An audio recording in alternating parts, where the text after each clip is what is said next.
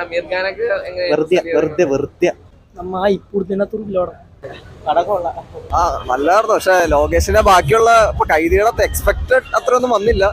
അത് കണ്ടിരിക്കാം, one time watch. എന്തോ എടുത്തു പറയാനായിട്ട് മൊത്തത്തിൽ കൊള്ളാം, കുഴപ്പമില്ല. സെക്കൻഡ് ഹാഫ് കുറച്ചുകൂടെ നൈസ്, ഫസ്റ്റ് ഹാഫിനേക്കാൾ. എന്തോ എക്സ്പെക്റ്റഡ് ആയിട്ട് അത്ര വന്നില്ല, എന്നാലും കുഴപ്പമില്ല. സൗബിനൊക്കെ അടിപൊളിയായിരുന്നു, എല്ലാവരും അടിപൊളിയായിട്ടുണ്ട്. രജനീകാന്ത് ഒരു ഫാൻ ബോയ് ട്രീറ്റ് വേണം.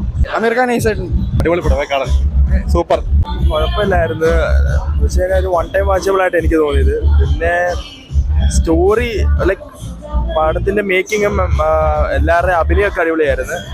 പക്ഷേ സ്റ്റോറി കുറച്ച് ഡ്രൈ ആയി പോയിട്ട് തോന്നുന്നുണ്ട്. സ്റ്റോറി കുറച്ചുകൂടെ മെച്ചപ്പെടായിരുന്നു തോന്നുന്നു. എല്ലാവരുടെയും അമീർ ഖാന്റെ ഒക്കെ ക്യാരക്ടർ കുഴപ്പമില്ല, നല്ലതായിരുന്നു. നാഗാർജുന പ്രത്യേകിച്ച് മറ്റേ ഉപേന്ദ്ര, പുള്ളിയുടെ അഭിനയം അടിപൊളിയായിരുന്നു. പുള്ളിയുടെ ആ സ്ക്രീൻ പ്രസൻസ് ഒക്കെ അടിപൊളിയായിരുന്നു. നാഗാർജുന അഭിനയം എല്ലാം അടിപൊളിയായിരുന്നു. സ്റ്റോറി ഇച്ചിരി വീക്കായി പോയി എന്ന് തോന്നുന്നു. കുഴപ്പമില്ല, ഒരു വൺ ടൈം വാച്ചബിൾ ഫിലിമായിട്ട് എനിക്ക് തോന്നുന്നത്. കുഴപ്പമില്ല, കൊള്ളായിരുന്നു. എടുത്തു പറയാനായിട്ട് ഓവറോൾ നല്ല പടമായിരുന്നു, എൻജോയബിൾ, കൊള്ളാം, സൂപ്പറാ. അഭിനയം കൊള്ളാം, നന്നായിട്ട് ഉണ്ട്. സാറ്റിസ്ഫാക്ഷൻ ആയിരുന്നു, കുഴപ്പമില്ല, നല്ല പടമായിരുന്നു, കണ്ടിരിക്കാൻ കൊള്ളാം. കുഴപ്പമില്ല, ഇഷ്ടപ്പെടുന്നു. അങ്ങനെ അറിയില്ല, കുഴപ്പമുണ്ടാവില്ല. അത്ര ഇപ്പൂടത്തിനകത്തോടെ ചേട്ടാ. ലോകേഷിന് എല്ലാ സാധനവും ഉണ്ട്, പക്ഷേ പടം എനിക്ക് വർക്കായില്ല.